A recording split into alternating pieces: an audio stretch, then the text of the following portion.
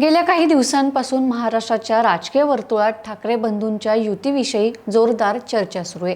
राज ठाकरे यांनी सर्वप्रथम महाराष्ट्राच्या भल्यासाठी आम्हा भावांमधील वाद मी बाजूला ठेवायला तयार आहे असं वक्तव्य केले होतं। त्यावर उद्धव ठाकरे यांनीही सकारात्मक प्रतिसाद दिला होता। तेव्हापासून ठाकरे गट आणि मनसेच्या कार्यकर्त्यांमध्ये स्थानिक पातळीवर मनोमिलन सुरू झालं होतं। पण गेल्या काही दिवसांपासून मनसेचे नेते संदीप देशपांडे यांनी देखील ठाकरेंच्या शिवसेनेबद्दल बोलताना आक्रमक पवित्रा घेतलाय।